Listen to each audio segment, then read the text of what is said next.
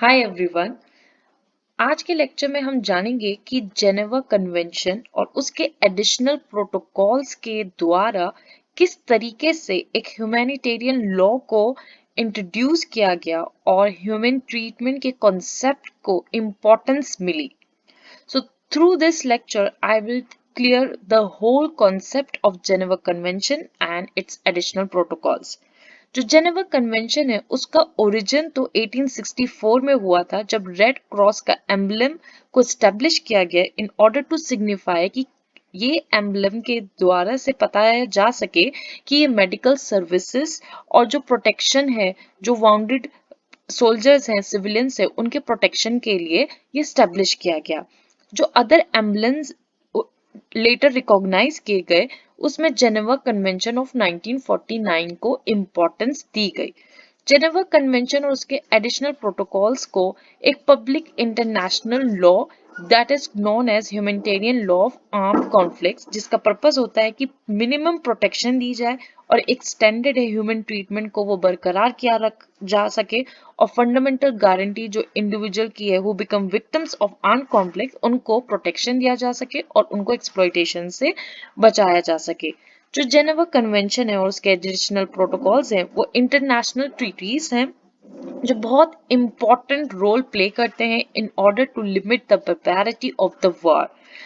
जो world war हुआ after the world war 1 world war 2 उसके बाद जो एक barbarity देखी गई जो एक इनह्यूमन ट्रीटमेंट देखा गया उसके बाद ये जेनेवा कन्वेंशन का जो सीरीज है इस ट्रीटीज के द्वारा वो treatment of civilians prisoners of wars and soldier who are otherwise rendered और इनकेपेबल ऑफ फाइटिंग उनके लिए प्रोटेक्शन की वजह से ये जेनेवा कन्वेंशन को इंट्रोड्यूस किया गया। जो फर्स्ट जेनेवा कन्वेंशन था उसको इनिशिएट किया गया by the ICRC that is international committee for the red cross and red crescent. This convention produce a treaty design की जिससे प्रोटेक्ट किया जा सके bounded and sick soldier during war time. So it is basically for those who were in the wartime and who has faced the severe things through due to the war. So just Swiss government it agreed to hold the convention in Geneva, and a few years later a similar agreement to protect the shipwrecked soldiers was produced. जो 1949 में after the World War II दो new convention edit किए गए और Geneva convention को into force लाया गया 21 अक्टूबर 1950। States जिन जिनने जेनेवा कन्वेंशन को रेटिफाई किया गया they are steadily throughout the decades. 74 ratified किए गए ड्यूरिंग द 1950s, 48 ने इन द 1960s में and then 20 in the 1970s and another 20 during the 1980s।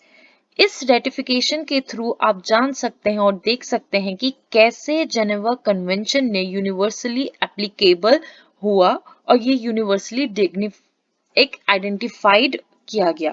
There has been universal ratification of the 1949 Geneva Convention but जो उसके additional protocols थे they are not as considered as Geneva Convention. So जो presently है 168 states are parties to additional protocol 1 and 164 states to additional protocol 2, placing the 1977 additional protocols among the most widely accepted legal instrument in the world। So जो Geneva convention है उसके जो total number है state party that is to 194 and this is the reason that it is considered universally applicable।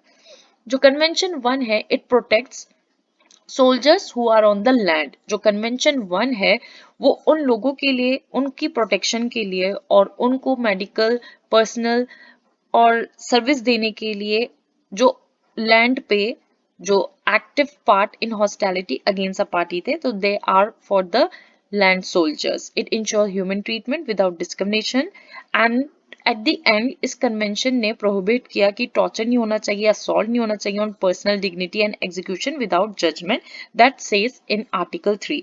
It also grants की right proper medical treatment देना है और care देना है। इट कंसिस्ट ऑफ 2 annexes जिसमें कंटेन किया गया draft agreement relating to hospital zones and a model identity card for medical and religious personnel. It consist of 9 chapters and 64 articles which has these themes. You could see this in the table.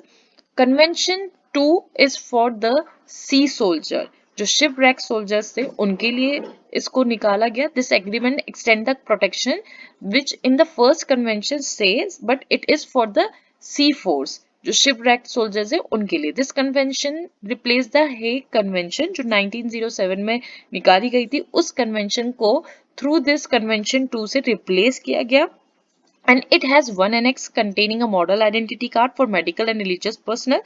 और इस convention को 8 chapters में divide किया गया है with 53 articles, and it consists of these themes you could see in the table. Chapter 3rd, जो convention third, it replaced the prisoner of war जो 1929 में establish किया गया था. Because convention third में 143 articles हैं और जो prisoners of war convention जो 1929 में establish किया गया था उसमें 97 articles हैं. One of the treaties created during the 1949 convention, और ये define किया गया prisoner of war कि it's to be taken place कि इसमें proper human treatment दिया जाए जो prisoners हैं. They are not to be tortured or extract information from prisoners of war illegal. So the convention has 5 annexes containing various model regulation and identity and other cards. So it is divided into 6 parts and 143 articles, and it consists of these themes you could see in the table as same. Convention 4th, under this convention जो civilians थे they are afforded the same protection, जो civilians थे they are afforded the same protection from inhuman treatment and attack afforded to sick and wounded soldier in the first Geneva Convention. So जो convention 4th है वो ये बोलता है कि कोई भी अटैक सिविलियन हॉस्पिटल पे नहीं होना है, मेडिकल ट्रांसपोर्ट पे नहीं होना है. जो एरिया जो मेडिकल सर्विस देगा और या जो एरिया को ऑक्यूपाई किया गया है जिसकी वजह से ट्रीटमेंट किया जा सके वाउंडेड और शिपरेक सोल्जर्स और इन सब सोल्जर्स को, उस एरिया को वो डिस्ट्रॉय नहीं कर सकते, उसको बॉम्बार्ड नहीं कर सकते, उस पर अटैक नहीं कर सकते. This convention talks all about this. It has 3 annexes containing a model agreement on hospital and safety zone, model regulation on humanitarian relief and model cards. So इस कन्वेंशन को 4 parts में divide किया गया and 159 article it consists of, and the themes are as follows. Then the additional protocols of Geneva Convention are as follows.